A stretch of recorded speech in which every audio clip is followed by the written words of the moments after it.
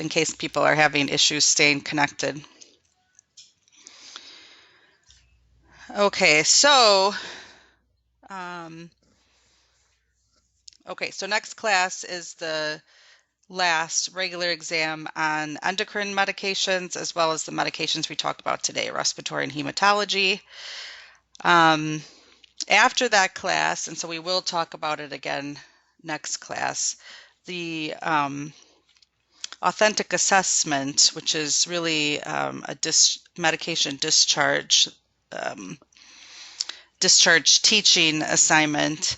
We'll talk about that in more depth next class, but basically you will be assigned a medication that you have to give some patient level teaching on, and then the discussion board, the last discussion board, will be you responding to one of your classmates' teachings, and you will be assigned the classmate you should respond to by giving them some constructive criticism, like I always say. And then, so the 11th, we will go over that together. So we'll actually look at the discharge medication videos, which you'll be making, and then the person who is assigned to that other medication will then get a chance to comment on it. So we'll do it in real time. So you will be pre-assigned the medication that you have to give teaching on and the medication that you're supposed to critique. And in a way, it will help us study too. And then this, it should say the 18th there, so I apologize for the typo because the 17th is the Monday class. On the 18th is the proctored ATI exam, and we have to go to campus for that because we are not allowed to proctor it remotely. And for that reason, in order to maintain social distancing, the class will be randomly broken up into two sections, one of you going earlier and one of you going a little bit later. The ATI exam is you get approximately 70 minutes because it does allow you to pause it occasionally. I mean, the test is supposed to really be 60 minutes, but it has a cushion of 10 minutes for you to pause and think because you can't backtrack. And then once that test is over, you won't be able to go over the answers because nobody is allowed to do that. I don't even know what the test looks like. But you will get your score right away, so you'll know once you're finished what you got. And then once again, in order to get points, you have to level on it, which means in order to get the full 90 points, you have to score between an 85 and 100%. And in order to get the 72 points, level 2, you have to score between 71.7% and 83%. Anything below that, then you don't get any points at all. And then our last class together, which let me see, I might have put the wrong date for that one too. Maybe I did. Let me see. I did. So our last class is the 25th. So this should be the 18th. And this should be the 25th. The last class is the cumulative final exam, which is 100 questions. Each question is worth 2 points, so it's a total of 200 points. And that exam will cover everything that we've done, including the things that we haven't really had a test on, which will be the GI medications, osteoporosis, and reproductive medications. It'll also be on that material. I do give a final exam study guide. Because it's so long, you'll get 3 hours to complete it, and it's done online just like we've been doing the rest of our exams. And then again, you'll know the score right away. So on the 25th, you'll already know what your score is for the class. And again, there's no extra credit, and I can't round the scores. And there have been people, unfortunately, that haven't passed with a score of like 69.7, which is unfortunate, but it has happened. So just to warn you about that. So any questions about the coming schedule? and then we'll go over it today. Because today we just did our quiz. We're going to go over the respiratory medications, and then our schedule's already a little bit off, then we'll take a break. And then during class time, all of you will do practice test A, which is supposed to help prepare you for the ATI. So when you're finished, you will get a scored sheet that'll tell you, how well you did. And then it will also list things that you should remediate on, meaning things that you seem to have more problems with than others. So it is also helpful in terms of studying. And that sheet that has your score and the list of things that you're supposed to remediate on is what you need to upload into our Blackboard. So if we go here, you'll see it says ATI Practice A. That's where you should upload the results. And I don't just want to see the number, I want to see what ATI suggests you remediate to, so that I can look them over and see if there's something that we should go over a second time to be sure that everybody gets it. Then after lunch, we will finish hematology, which will be anemia and anticoagulation medications. And then there is a special math thing that's different from the math we've been doing before, which is calculating the rates of heparin infusions if you're giving heparin continuously. So then the homework is, of course, readings. You will have to do the respiratory and hematology ATI. So some of you may have done the hematology ATI already because it was supposed to be earlier, but it's here now instead. So if you didn't do it, then do it now so that you can get to taking the exam on time. And so any questions about the future schedule or today? Because then we'll just get started.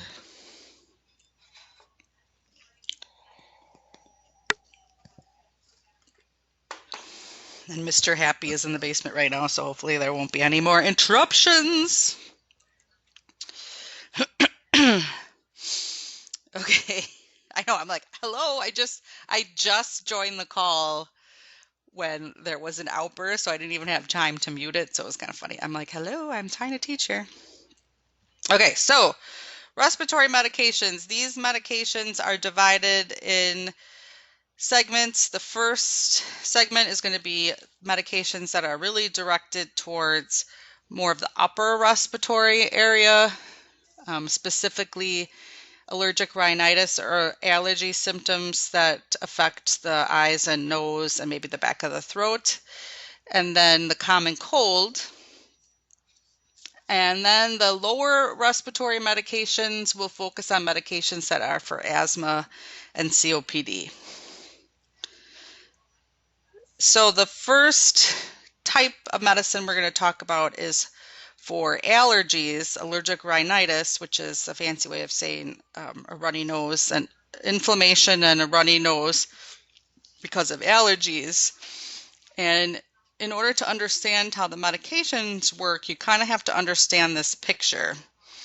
What it's showing you is that mast cells, or cells that are part of the inflammatory process, the normal inflammatory process, become sensitized to a specific type of antibody. So normally your mast cell is just hanging out by your blood vessels. And if there's any tissue injury, those mast cells will open up and spill their contents. And inside the mast cell is histamine.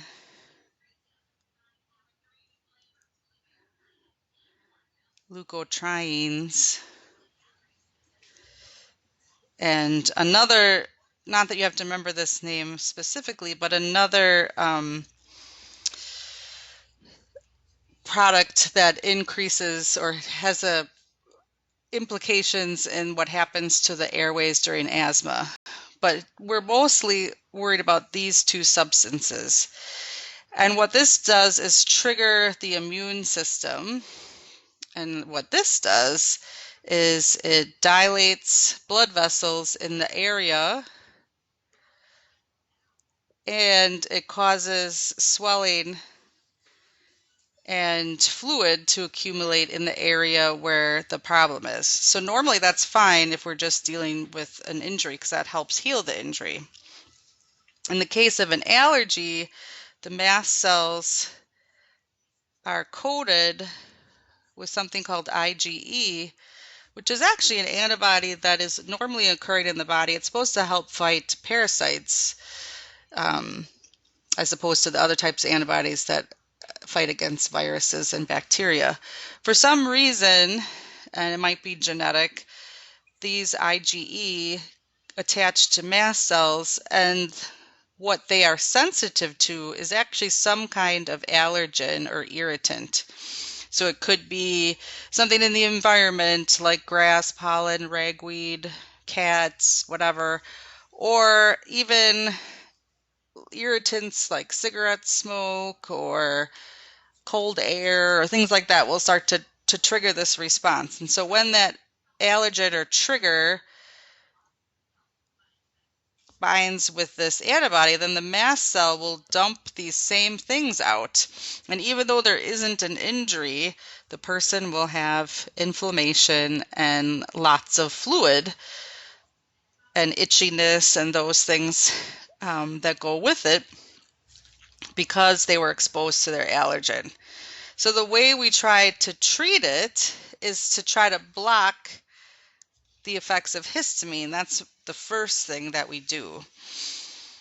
Because when this mast cell releases histamine, there are receptors on blood vessels for histamine, which cause them to dilate and to dump their fluid out. So if I block these receptors, even though the patient has been exposed to an allergen that would cause the mast cells to dump out histamine, the histamine can't do what it's supposed to do.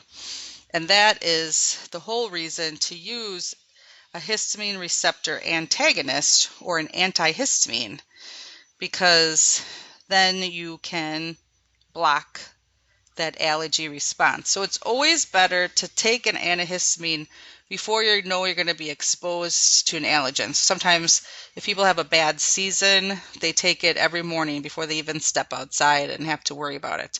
Or if you're always allergic to cats and you have to go to Aunt Bertha's house that has 20 cats, you might take this before you even go. There are 2 generations of antihistamines, and the main difference between them is the degree of sedation. So diphenhydramine is the generic name for Benadryl, and that medication is sedating. The second one there, cetirizine, which is Zyrtec, or loratadine, which is Claritin, or those other, they're all over the counter. The second generation, it can still be sedating, but far less sedating than the other. And that's the big difference. So we're trying to block histamine receptors to block the allergy response. However, there is a mild anticholinergic effect to these medicines too. And hopefully remember that anticholinergic means we're blocking the parasympathetic nervous system. And so that means instead of increased salivation, we have dry mouth. Instead of increased gastric motility, we have constipation. Instead of increased contraction of the bladder muscle, we have urinary hesitancy. So we have, especially for the first generations, we know there'll be some sort of sedation. And then for all of them, we can have some of these anticholinergic effects. And because of that, we have to use caution in people with glaucoma or asthma or BPH, the things that we've talked about before from that previous neurologic unit. Diphenhydramine especially has other uses. Some people use it to treat insomnia. It's not necessarily just for allergic rhinitis. You could use it for allergy rashes. Diphenhydramine is also part of the anaphylactic response, um, or the treatment of that response, along with epinephrine. So that has other uses. You can also use antihistamines, especially diphenhydramine, to try to prevent motion sickness. But if you're going to do that, it's best to take it before, 1 to 2 hours before you're going to travel or whatever triggers that motion sickness. Okay, so you're an allergy sufferer. You try to pre-treat yourself with an antihistamine. Sometimes that isn't enough, and the person continues to have symptoms, or they're taken away a little bit, but not enough. So you can use intranasal corticosteroids, which further decreases the inflammation.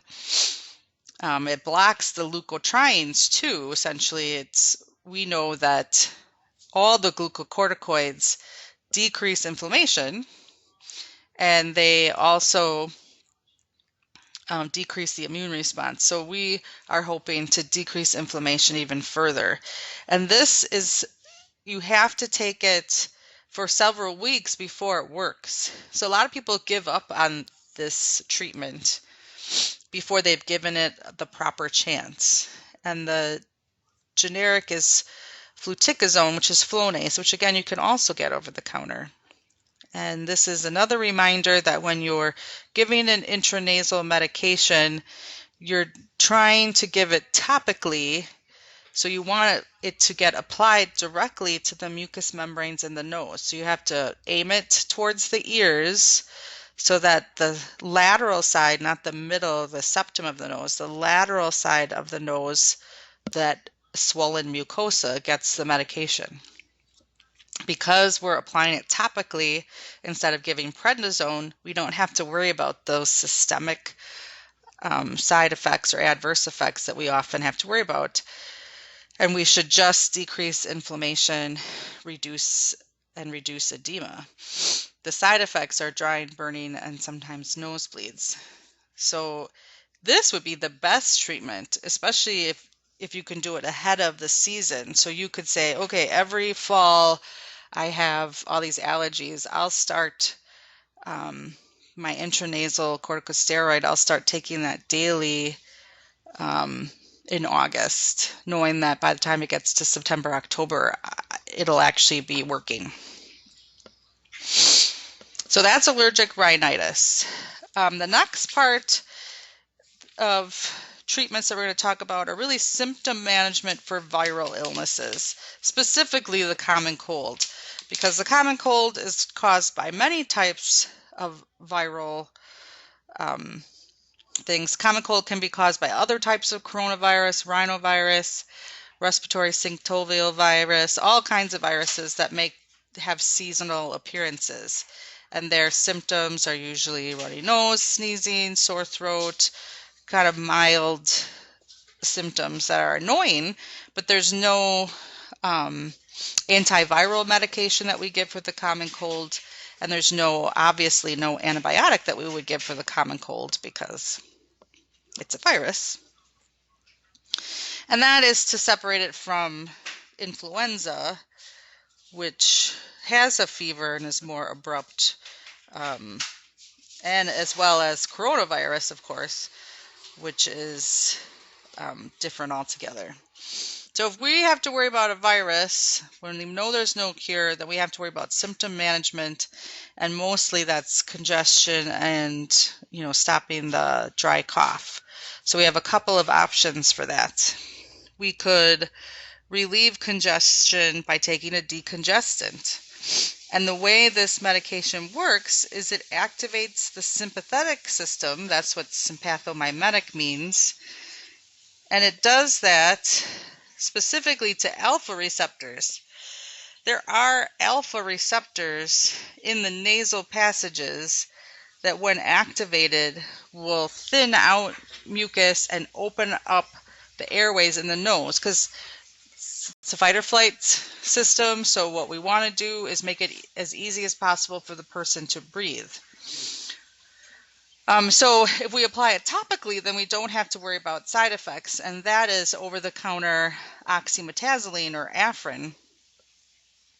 The biggest issue with Afrin is that you can only use it for a couple of days, and once you get to the 5-day mark, if you keep using it, then once you stop it, you'll have rebound congestion. And there's people that feel like they have to take it every day, but really it's that they need to start weaning themselves from that medicine. If you don't like topicals or you've had an experience with rebound congestion, you'd rather take something by mouth, there is decongestants that you can take by mouth. But then you have to worry about systemic absorption. Again, they're working on alpha receptors. They're activating the sympathetic nervous system. But where else do we have alpha receptors?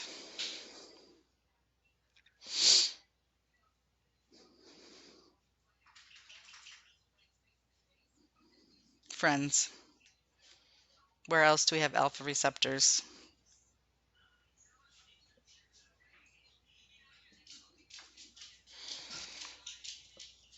Uh-oh. Remember, it's an cumulative exam.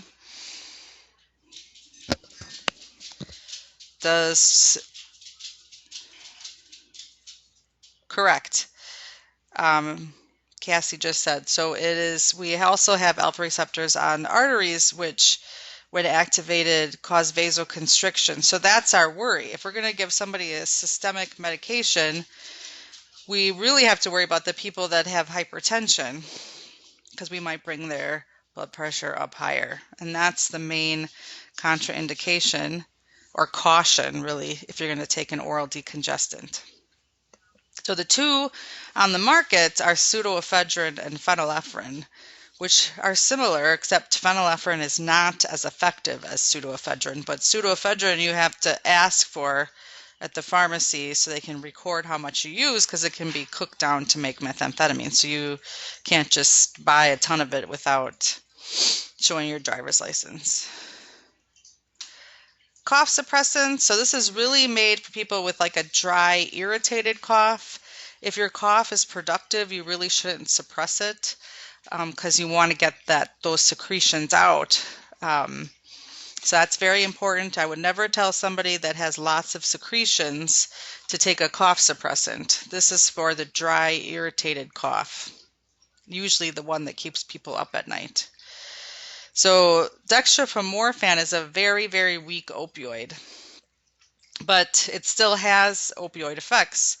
So we have some of the, dizziness, lightheadedness, GI distress, really meaning nausea and vomiting for some people, constipation, urinary retention. These are things that we worried about with people taking opioid medicines. And the adverse effects, you really do have to take a lot of dextromorphan to have the respiratory and CNS depression like we see with other opioids, stronger opioids that we talked about in the beginning of the semester. But there is also a risk of abuse potential. It's not behind the counter, you can get it, but some people do abuse it. An expectorant is a medication that tries to thin out secretion so it's easier for you to remove them. So the person that has like a viral sinus infection, they feel that pressure in their sinuses because they have this thick secretions, and it's hard to get that to drain out if it's really thick. So if you give something like guiafenicin, you decrease the surface tension, you thin out those secretions, so it's easier to remove the secretions, and then you might feel better. In order for this to work, though, you have to increase your fluid intake or it won't work. And then there's some mild side effects. What I want to mention, and there's possibly could be a question about this, is it's very, very important when you're instructing people about over-the-counter cold medicine, or the other thing is if you are looking to treat yourself, even, is that some of those multi-symptom medications have Tylenol in them, acetaminophen. They might have ibuprofen in them. They might have something that might say sinus congestion might actually have diphenhydramine and dextromorphan in it and guiafenicin in it, and it's easy to take too much of something if you don't look at the bottle, so be sure people do that. And then mucolytics are really reserved for the thickest secretions because they're just not moving at all, especially if they're a little bit lower. So we talked about this mucolytic, acetylcysteine, because it has a different use. What was the use of acetylcysteine that we talked about in like the first unit?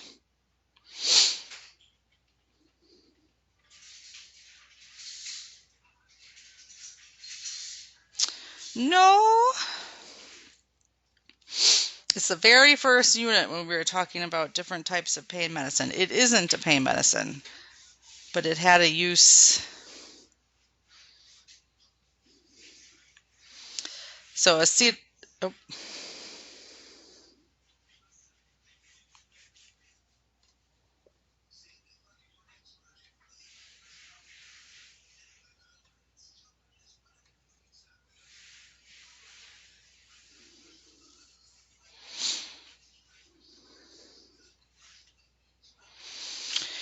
No.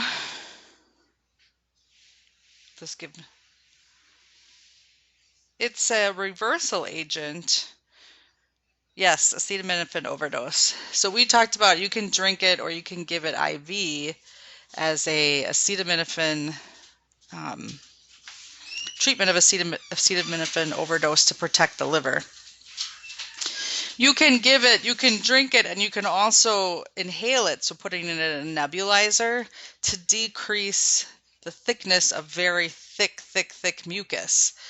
So if a person is going to take this, they have to be aware that they're going to then have a very large increase in the amount of secretions they have, which can contribute to the GI distress, because if you swallow a lot of secretions, that upsets the stomach. So the person should know that it's better if they, spit up those secretions or keep blowing their nose to get rid of those secretions. And they need to get rid of them because if all those secretions are increased and they get trapped in the lungs, they do increase their risk of pneumonia.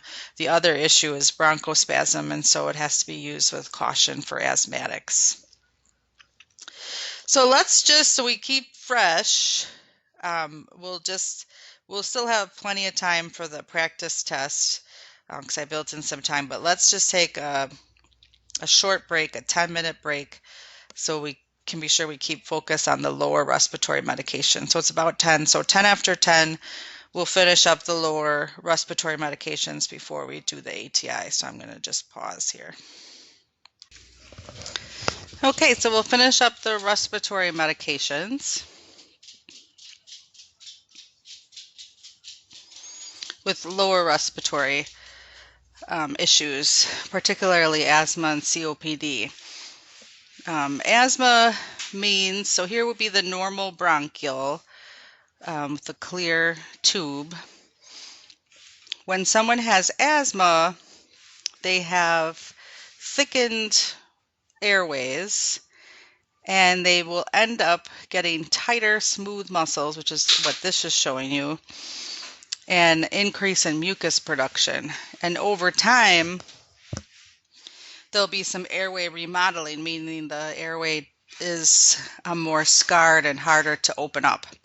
So this is just showing you that this is a normal airway where you can see it's much more open, and here's the airway of asthmatic patient. It's very difficult to get air through that little straw. So you can use asthma medications for a couple different reasons. Depends on what your asthma is like and how well it's controlled. Some people only have asthma attacks when they exercise, which is different than just being short of breath because you have increased activity. And those people would only need to use a short-acting medication taken 15 to 30 minutes before they plan to exercise. That's important when you're going to take it. Some people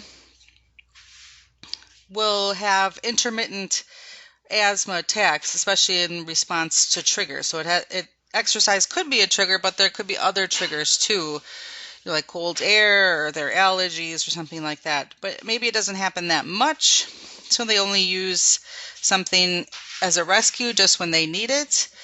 If the person has to use their rescue inhaler more than twice a week, then they probably need to be on other medications that will actually reduce the frequency of those attacks. And it's always good just to review the proper way to give inhaled medication. And I know that you go over that in skills, and it's also in the textbook, so just remember that. There'll be more questions on the actual medication, so for our exam. So one thing that there are two types of medications a person can use for exercise-induced asthma. One is something called cromolyn, which decreases inflammation by decreasing the release of mast cells. So you could take this 15 to 30 minutes prior to exercise. This is not a rescue medication. It is not for acute attacks. Some people also use cromolyn with or instead of fluticasone, that Flonase, if they have upper allergic rhinitis, because it also helps decrease allergy symptoms. This is an inhaler, either a nasal inhaler or the regular like meter dose inhaler. And so the side effects are dry mouth, headache, or aftertaste. So again, it can be used for allergic rhinitis, or it can be used to prevent the exercise-induced asthma. The next medication is a short-acting beta agonist. So hopefully seeing this word beta agonist makes you remember that beta receptors are part of the sympathetic nervous system. And they're on the heart, and they're also in the lungs.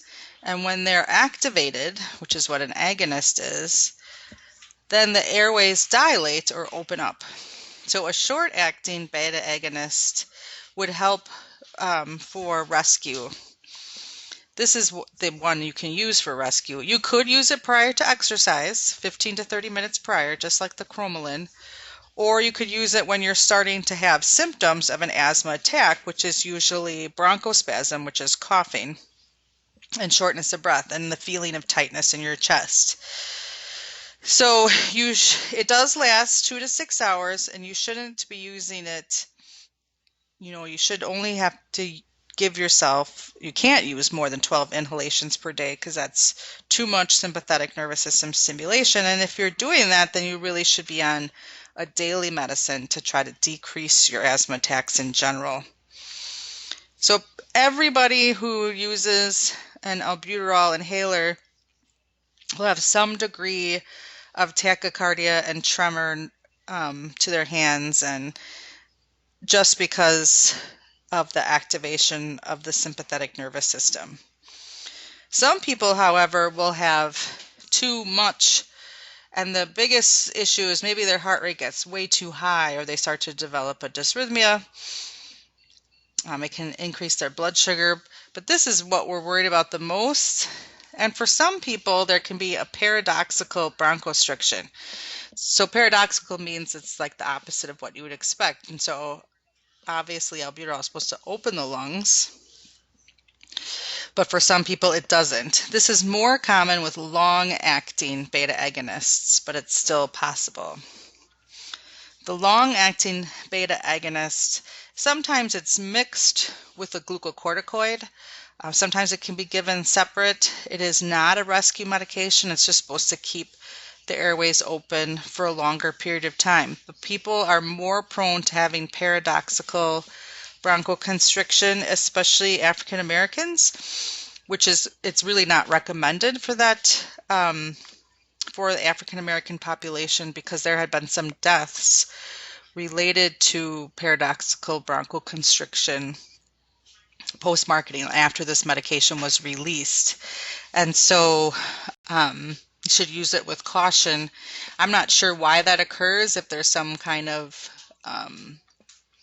genetic difference in how the medication is processed, but that has been an issue, and so it's not recommended.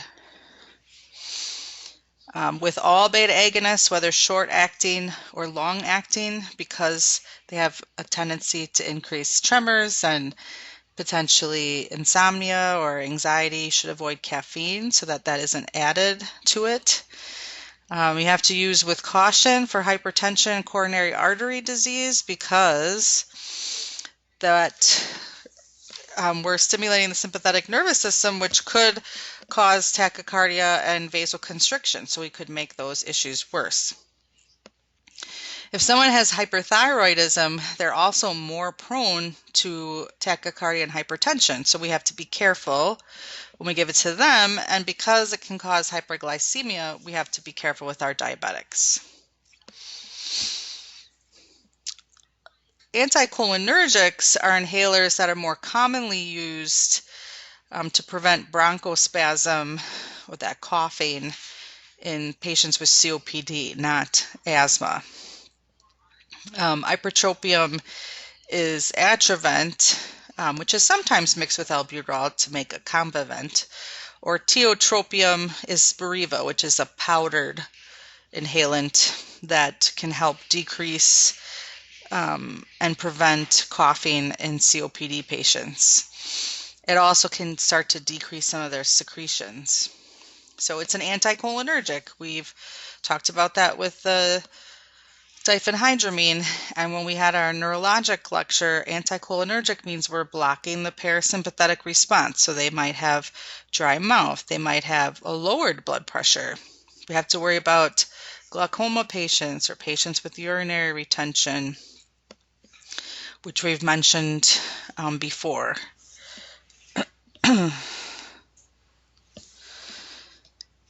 If someone is having frequent asthma attacks, and this can be people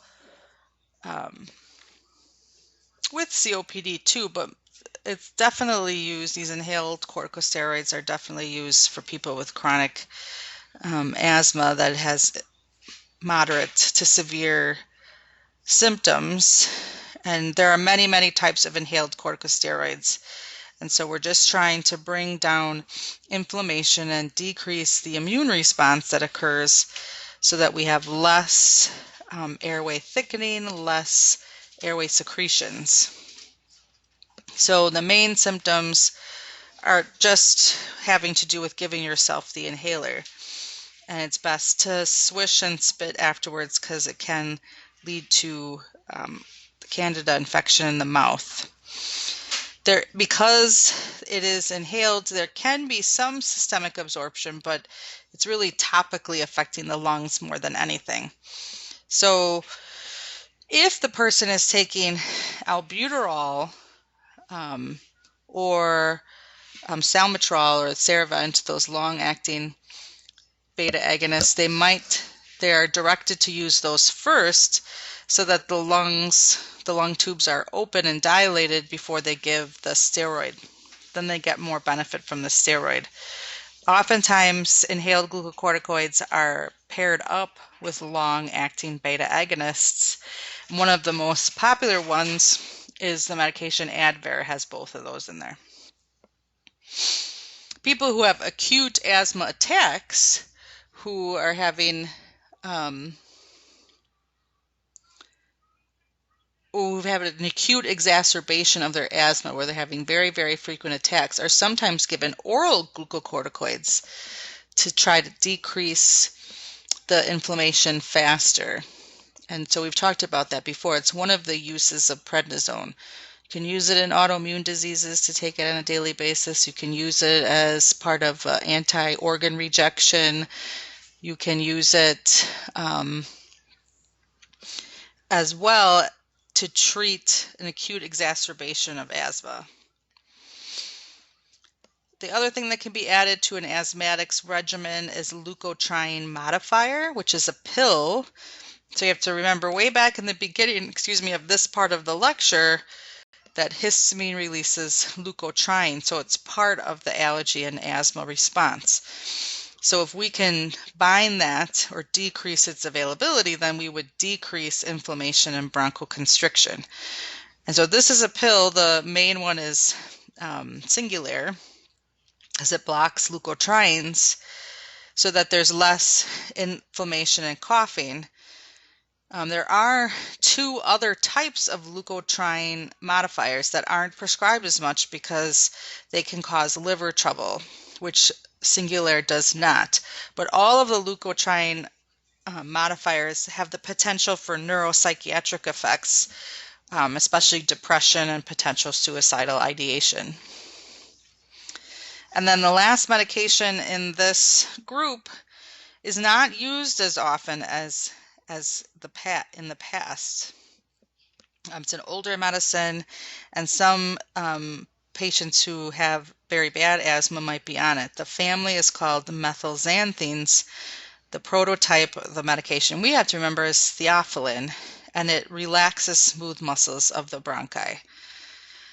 It has a very, very narrow therapeutic range, so if the person gets toxic or has too much theophylline, then they can have seizures and dysrhythmias, and that's especially increased if they have an increase in their caffeine intake, so they have to avoid that as well. So that is the respiratory medications. What we're going to do now is take the practice ATI. So if I go into, I have like a zillion tabs open. My ATI. When I do that, I can go into the student view.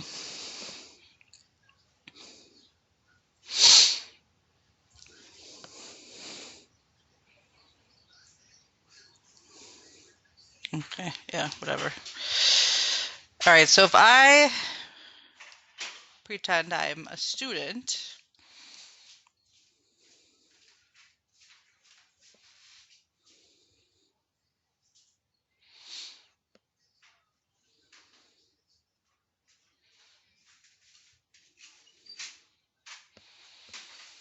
I should be able to go to my ATI so that I can see all the ATI products that are available to me.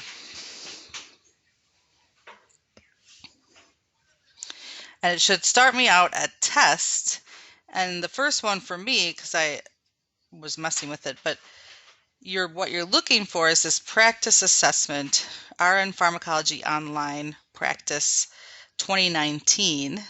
There is one from 2016, which, I mean, you could certainly use, but this is the one that I want you to do, the RN Pharmacology Online 2019 Practice Test A. And so you should be able to, it should be open, so you should be able to just hit continue and go about taking the test. I will post, just in case it asks you for the ID and password, which it shouldn't, but you never know. So I will post that. You will take that test and then upload your readout when you've completed, which will have the score as well as what you are supposed to remediate on, so we know things that we might need to cover extra to be sure you're prepared. So I do want to see that. I would expect that people would not pass the ATI because we still have a content to cover and you haven't had any chance to really prepare for it. So don't feel bad. We're going to do another practice in a couple weeks. And once you do this once, you can take it over and over again as a way to see if you have met whatever learning criteria or whatever remediation they suggested. So it should be open. If you can't see it, it's sometimes because, you know, maybe you're in a different cohort or graduation group as the other classes. So if you open, one second, Hannah, if you open the ATI and you don't see it, please, I'm sorry, Aisha, that happens all the time. Hopefully it's a Skype issue, and I think it's because there's so much traffic on Skype now that for some people that becomes an issue. Hopefully for ATI that won't be a problem. So say you're going to your ATI and you don't see the test. It could be that maybe you're in a different graduation cohort and I didn't open it up for you. So if you go into ATI, into the test, and you cannot find Practice Test A, Pharmacology Made Easy 2019 or whatever it says, then please let me know so I can be sure that it's open correctly, but everybody should see it. So then take that test. It gives you like 60 minutes, same as it doesn't time out exactly like the official one does, so you can take a little bit longer, but take it like you would. You'll pause it when you need to. You can't backtrack questions, and then upload it. So then Hannah asked, are the results graded? They are not graded. I know there's other classes that give some points for taking the practice tests. At least that's what I've been told in the past. But the pharmacology sections, all of them, not just mine, the other professor as well, do not give points out for doing the practice tests. But just like we've done for all the other ATI modules, you have to do it in order to be able to take the next exam, as well as to get credit for attendance for the morning, because it's part of our activities. And I really hope that you kind of work through it, because whatever readout you get will actually help us in our quest to review before the final exams. So a couple of people are typing messages here, so I'm going to just wait to see what they say.